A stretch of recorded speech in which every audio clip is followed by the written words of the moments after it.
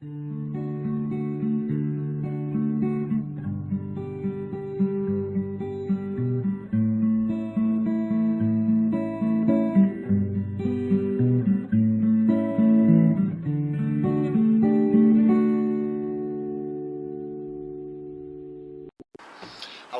I'm Stuart Bloor, and I'm often asked, how do you decide what to fish for?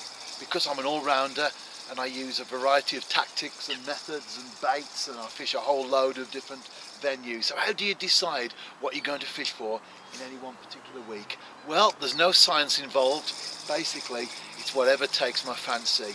Anyway, last week I was perch fishing, spinning to be precise, and I enjoyed it so much I've decided to do more of the same this time round. I'm fishing with the Mepps Aglia number 1. Although we're moving on in the year, late summer, early autumn, there is still a significant amount of weed in certain parts of the lake, certainly when I'm fishing today. And so a number 1, because it's lighter, enables me to keep the retrieve above the weed level. Anyway, I'm catching fish, not monsters, but at least I'm not a blanker.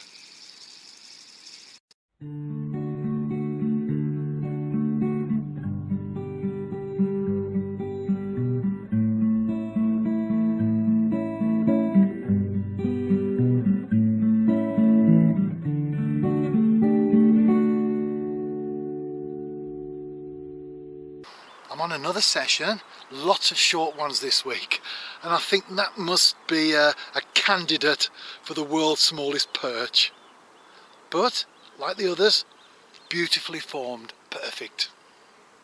The water that I'm fishing on is extremely clear, very, very shallow in the particular place where I am, and I can watch the spinner come back through the water. And the exciting thing about it, and that fish that I just had, which was a tiny one of course, is that you're watching the spinner, it's all silver, and suddenly it's not there any longer, it disappears. Why? Because the fish has just taken it, and that coincides with a thud. It's a lovely feeling when you're spinning for perch and you get that take.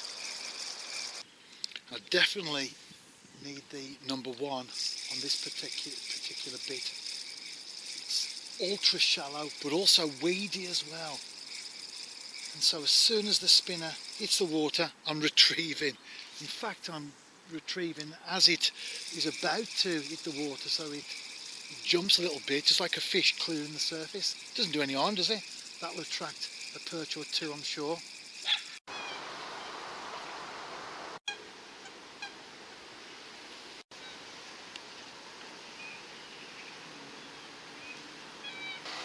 Loads of sessions this week. I'm on another one and just caught another tiny little perch. Here it is. I actually gave up filming the small fish. I was catching so many of them, but I'm on another session. Lots of short ones this week, and there you go, the best one of the week so far. It's not a monster, but compared to the ones I have been catching, it's pretty big.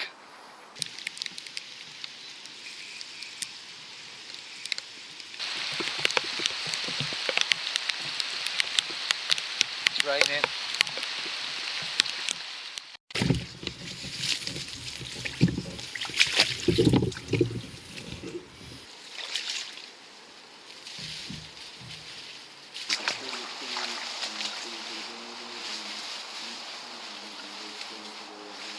After I hooked the tree, that was interesting, I've now hooked a tiny perch. There it is.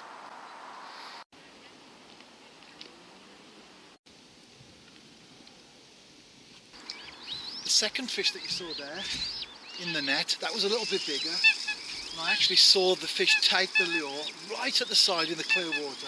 Brilliant when that happens. Again, not a big fish. I haven't hit anything of any real size this week so far, but I'll tell you one thing, I'm really enjoying it. And that's what counts, isn't it, as far as angling is concerned. And you never know, once your lure hits that water, it could be a 3-pounder, couldn't it? Or it could be a 3-ouncer, and I've been closer to the latter as opposed to the former so far this week.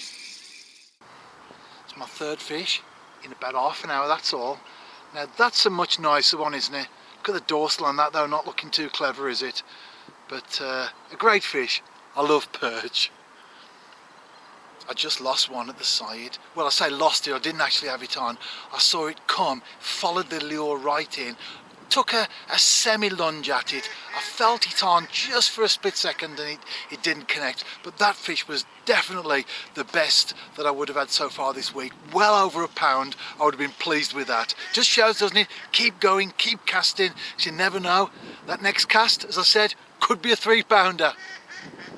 Casting to the same area. I don't know if it was the same fish. I can't honestly say that. Maybe there's a shoal of them around. But next cast there, I caught that one. Beautiful.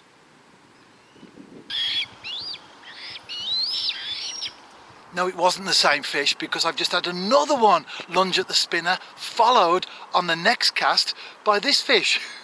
So they're definitely coming out now thick and fast, aren't they? I think I've got a little shoal of decent perch right in front of me. Brilliant.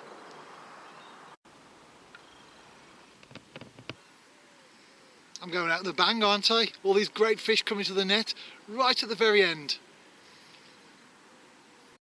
Another nice enough fish, complete with the lure still in its mouth, and that's what we want to see, hooked right on the edge there so you can get them out. Really simple and easy. But in the case that they do take it a little bit inside the mouth, then forceps, always need to carry those when you're spinning for perch.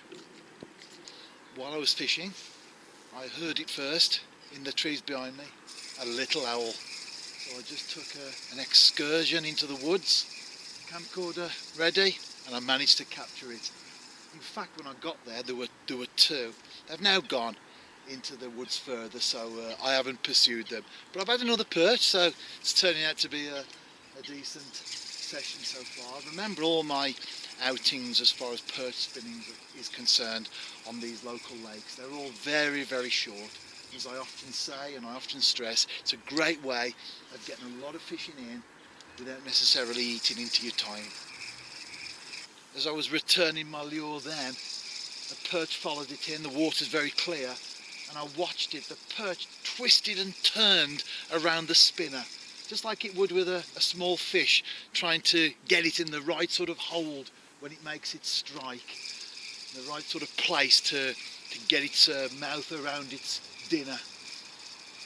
But unfortunately, although it struck a few times, it didn't actually take the spinner. These things happen. But it was just brilliant to see. And as anglers, once you've caught the true spirit of fishing, often it's more than just catching fish, isn't it? It's actually witnessing things like fish taking your lure or striking into your lure, even though you don't actually connect with them. Sometimes it's about watching fish feeding, fish spawning, all that sort of stuff. You might not even have a rod in your hand, but you're there by the water watching fish in their natural environment. And for me, as I say, that's the true spirit for the angler, isn't it, to try and catch.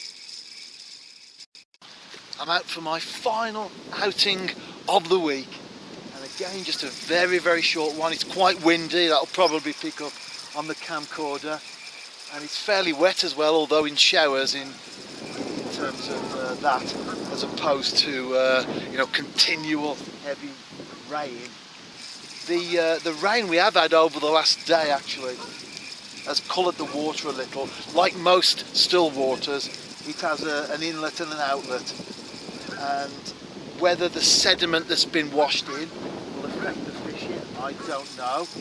There's only one way to find out, isn't there? And that's get out there and cast, as I am doing right now. One thing I would say, to us as anglers, is never let the weather stop you from fishing. The only thing that the weather does for me is that it determines where I fish. For example, if the local River Severn is 2 fields wide either side, then it's impossible to fish it. So I'll fish a still water or a canal. And of course, water clarity, as I've already referred to, that might determine the species that I go for, but it will never stop me from actually going fishing. But as I was spinning this week anyway, I wanted to finish it off, of course, and it would be great to get a fish, wouldn't it? Well, they're still feeding. Oh no, it's come off. But the next cast, this one took the bait and didn't come off.